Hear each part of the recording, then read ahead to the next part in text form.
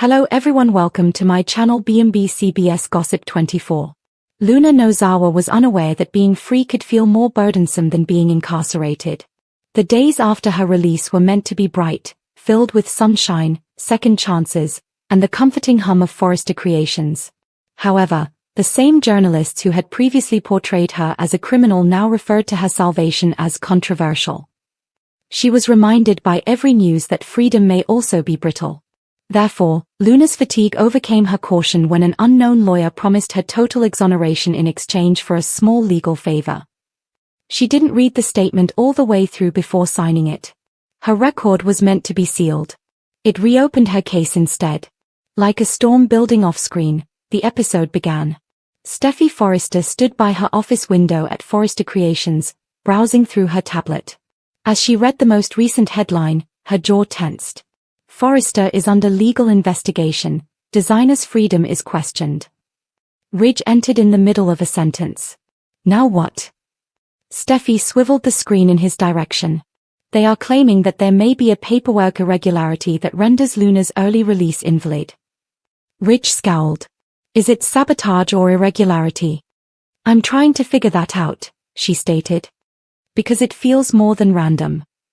Her voice was low as she glanced out the window once more. Dad, we just got her back. She won't leave me again. The call in Act 2.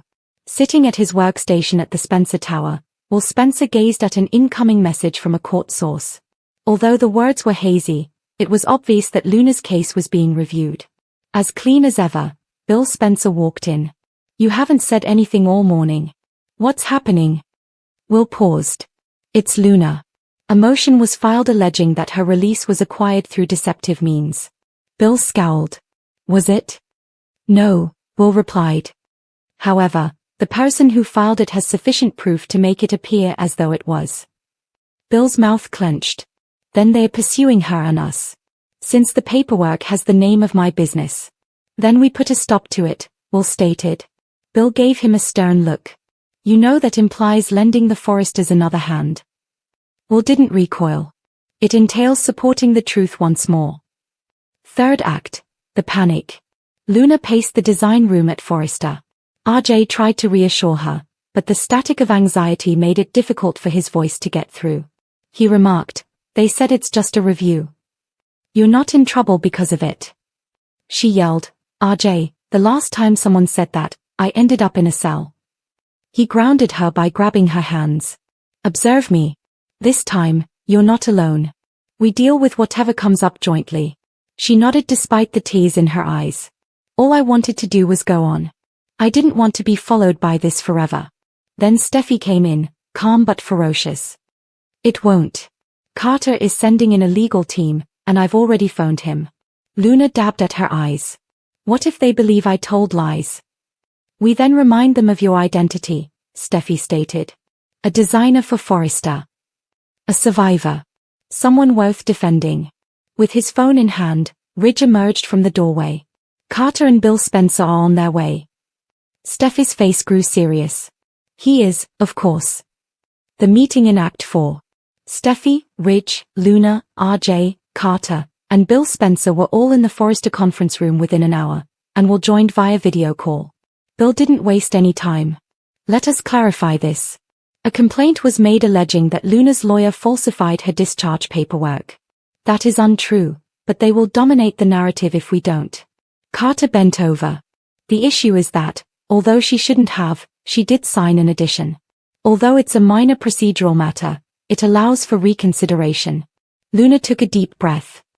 I assumed it was documentation to complete my clearance. A hand was placed on her shoulder by Steffi. You did something wrong. That is human. A rare moment of honesty came when Bill's voice grew softer. Who deceived you into signing it is the question. Over the speaker, Will added his voice. I double-checked the filing firm, Dad. Luna's ideas were leaked by a competing media organization last year, and the lawyer who approached her had connections to that organization. Ridge muttered an expletive. So, they are attempting to undermine her once more. Steffi's gaze flickered. Not while I'm watching. Act 5, The Voice of the Counselor. Deacon Sharp and Taylor Hayes met at Illinois Giardino across town. The air was heavy with the smell of sadness and rosemary, and the place was still. Deacon made 2 cups of coffee. Have you heard of Luna? Taylor gave a nod. I recognize it. It is a different chapter in the same playbook. Deacon remarked, she doesn't deserve this. Her life was back at last. Taylor's hands were folded. Then perhaps it's time to ensure that she doesn't lose it once more. People don't realize the power of compassion until they are in need of it. He scowled. Do you think I ought to speak with her? Taylor whispered, not as the man who knew Sheila. As the man who found redemption despite being doubted. After hesitating, Deacon nodded. Then I'll leave. The breaking point in Act 6. Carter gave Luna a document back at Forrester. Your exoneration hearing has been put on hold. In the short term. Your freedom is unaffected, but you must show up for review the following week. Luna's expression dimmed. Therefore, I'll be under investigation once more in the headlines. RJ hit the table with a smash. This is absurd. After giving him a warning glance, Steffi went to face Luna. Let them speak. We will use the truth, as we always do, to win this. Luna, however, hardly heard her. Her breath came more quickly as the room became blurry. She said, I can't go through this again. At that moment, Deacon emerged from the doorway. Then, he murmured softly, don't. This time, approach it in a different way. Everyone pivoted. Bewildered, Luna blinked. Deacon. He took a step forward. Child, you've already done the impossible once. You were pardoned. It's time to discover faith now. Steffi gave him a slow nod, allowing him to continue. People are going to assume the worst, Deacon stated. They always do. You don't have to, though. You simply keep moving forward, day by day, until the reality catches up with you. Luna gave a shaky breath. What if it doesn't? Deacon grinned. Then we go after it. Luna had a tiny, shattered, but genuine laugh for the first time that day. Act 7. The Disclosure. Bill confronted Will in his office later that night. Bill remarked, you were aware of this before I was. Will answered, I was confirming the source. Don't use journalism as an excuse. My son is you. You had the opportunity to warn me. Calm yet dejected, Will looked up. I didn't want you to pursue them without supporting evidence. Bill let out a breath. You continue to believe that I am the hammer that strikes everything in its path. You are sometimes, Will remarked quietly. However, you are also the man who taught me to never turn a blind eye to injustice. Luna is being set up, and I will not allow it to occur once more. Bill's rage subsided. You've evolved. Will gave a small smile. You have, too. Despite their unease, they stood together in quiet. The true culprit was discovered by Spencer Media's investigation a few days later, a renegade public relations expert who had collaborated with a rival publication to disparage Forrester. Before Luna's designs went global, the invalid release narrative had been staged to undermine her reputation. Steffi received the news directly from Bill. That's it, he said plainly. She is obvious. Steffi gave a nod. I'm grateful, Bill. He grinned. Don't seem so shocked. She gave a small smile. Perhaps I ought to begin anticipating miracles. Luna released a breath she hadn't realized she'd been holding while listening close by. It's really over this time, RJ whispered as he put his arms around her. With tears in her eyes, she grinned. Then let's live at last. Epilogue, a reimagined redemption. The program ended with a healing montage. With laughter resonating, Luna drew in the Forrester studio. From the doorway, RJ watched with pride. With Taylor by his side, Deacon reopens Illinois Giardino, their bond unwavering and unsaid. With the skyline stretching out in front of them like the very potential, Bill and Will stood side by side on the Spencer balcony. Additionally, Steffi's previous remarks were repeated in voiceover. The absence of chains does not equate to freedom. It's having the guts to keep going when everything around you wants to pull you back. Electra Dane, the gorgeous new face of Forrester, was set to make her debut in the Celestia collection tonight. Remy Laurent was backstage adjusting his cufflinks, his heart thumping beneath his perfect poise. For this model, this exhibition, and this moment, he had fought. Everything is ideal, he reminded himself. However, He was discovering that the most brittle thing in the universe was perfection. Luna Nozawa observed Electra posing in front of the mirror across the dressing room. Beneath the girl's beauty, there was a brittleness, a trembling in her palm, the kind that results from too much pressure and not enough sleep. "Are you all right?" Luna inquired. Electra grinned too broadly. "This is my purpose in life." But like a stranger, her mirror blinked back at her. The Forrester showroom erupted in applause as the show got underway. Cameras flashed like lightning as Steffi, Rich, and RJ sat in the front row. Wearing a headset and speaking in a controlled tone, Remy stood at the edge of the runway. "Now for Model 1. Play the music." The first dresses flowed flawlessly. The reporters whispered genius as the audience gasped. Remy's stomach turned over when it was Electra's turn. Radiance embodied, she took to the runway till the lights changed. A flicker of darkness, a sudden pop. Her heel snagged the gown's hem. She made a small, fixable slip, but the flashbulbs caught her in the act. She remained still. The audience waited as the music continued, and the stillness dragged on. She then fled, through the curtains, into chaos, and off the stage and the show. Whispers erupted backstage. Remy ripped his headset off. "Where is she?" He was greeted halfway by Luna. "She's crying in the dressing room." Pushing through the curtain, he saw Electra curled next to a rack of gowns, her face streaked with mascara. She cried, "I ruined everything. They'll call me a fraud and laugh." "Stop," he urged sternly as he knelt next to her. "You're not dishonest. You are a human." Her voice broke. "You assured me that this would transform my life." With a twinge of shame, he hesitated. "It can still." She was shaking her head, though. "No longer." Luna, who knows all too well how painful a single public error can be, watched from across the room. Remy's eyes were raw as he gazed up at her. "Go get Steffi. Right now." Steffi swept backstage a few minutes later, composed but stern. She gave the order, "Damage control first. We'll portray this as nervousness rather than failure. Instruct PR to highlight vulnerability on the runway and sincerity." Rich spoke softly as he joined her. "Social media is on fire already." Steffi let out a sigh. "Then we shine more brightly." Remy tightened his jaw and stood silently off to the side. Steffi's tone softened as she turned to face him. "You are not to blame for this." "Yes, it is," he muttered. "I gave her too much push." Luna took over. "She isn't damaged. Simply afraid. Support, not propaganda, is what she needs." Steffi gave a nod. "So she receives both." She looked at the reporters. "There will be no remarks made tonight. I'll portray this as bravery rather than a collapse tomorrow morning." Remy could hardly hear. He could only see Electra's face at that precise moment when faith gave way to fear. Act 4, the following morning. The following day, the sunlight over Los Angeles appeared ruthless. The headline was the same across all entertainment outlets. First walk, Forrester's rising star fails. Bill Spencer grinned over his coffee at Spencer Publications. Perfect Forrester? Not so flawless after all. Will, who was now a reporter, and his kid, scowled. "Dad, maybe give them a break. Everyone makes mistakes." Bill's forehead raised. "You're becoming softer."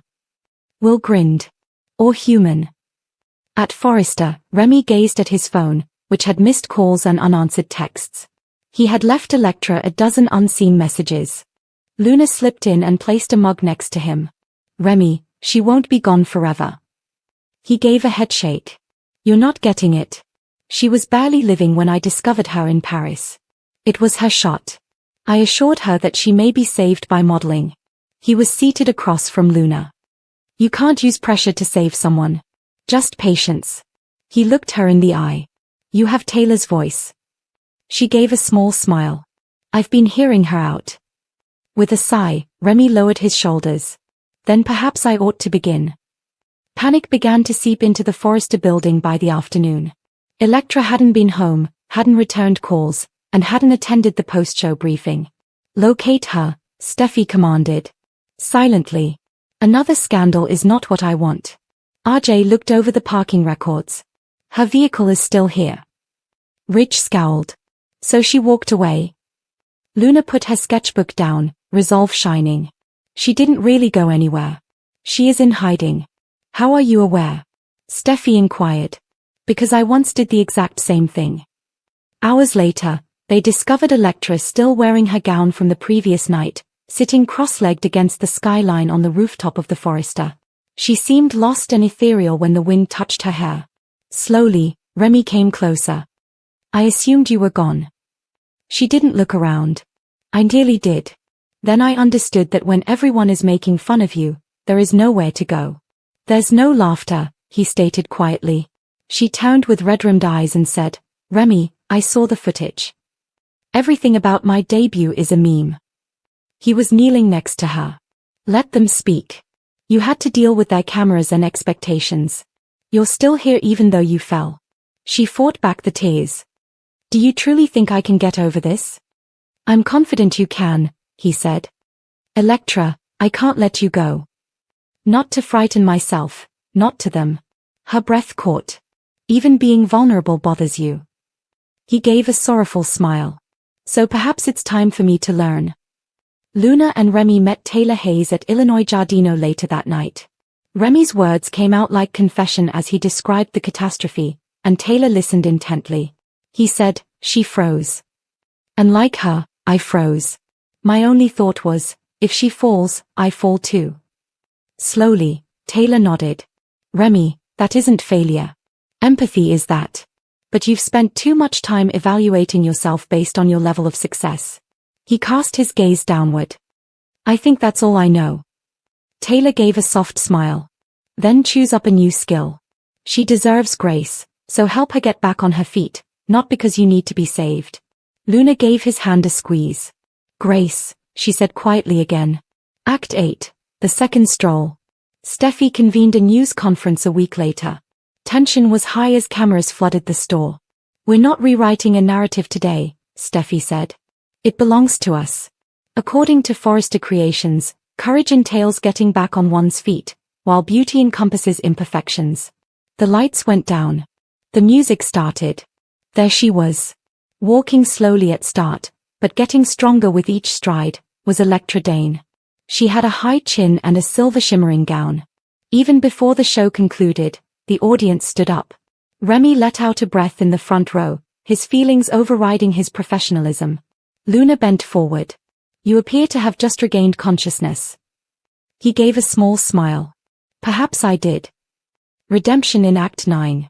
Electra came up to Remy backstage after the performance. She said, You didn't give up on me. Never will. She grinned. I suppose we both get to start over after that. He gave a nod. New assortment. Brand new tale. Same heart. With sparkling eyes, Luna joined them. This is something you both deserve. Steffi came over with a tablet. The media is referring to it as the year's biggest comeback. Electra burst out laughing. I suppose I had to fall in order for it to be real. Steffi grinned. That's what fashion is. That's life. According to previews for The Bold and the Beautiful, Steffi Forrester might infiltrate a new plot line and defend a promising pair. B&B will undoubtedly find numerous uses for Steffi now that she's back on film. Steffi and John Finnegan have previously shared romantic moments, but her visit to Luna Nozawa in prison has also shown us her ferocious side. But in the end, Steffi will discover new ways to alter the canvas. We may think of a simple one that features Steffi's close friend Daphne Rose. Hope Logan, Annika Noel, is no longer a barrier for Daphne, who has been battling her love for Carter Walton, Lawrence St. Victor, for a while. When Daphne's heart heals a bit more, nothing will stand in the way of a future with Carter. Although Steffi wasn't pleased with Carter's involvement in the Forrester coup drama, she mostly held Hope responsible for misguiding him. Steffi should be all for the idea of Daphne and Carter having a happy life together, even though she never thought Hope would make a good match for Carter. It's easy to see Steffi attempting to push this affair ahead by acting as a sort of matchmaker. Daphne might be the one to give Carter the marriage and family he so desperately wants since he is sick of waiting for love. Even if Daphne and Carter are already connected, Steffi might act as a sort of Cupid and help them along the road. According to B&B fall teasers, someone from Daphne's past is ready to appear and cause mayhem, therefore there may be a problem. There may be issues in Carter and Daphne's romance if this mysterious person turns out to be Daphne's past lover. Steffi might feel compelled to step in and defend the relationship Daphne is attempting to establish with Carter. In any event, spoilers for The Bold and the Beautiful indicate that Steffi will be informed of a lot of love developments and may even be involved in attempting to keep Carter and Daphne together in the future.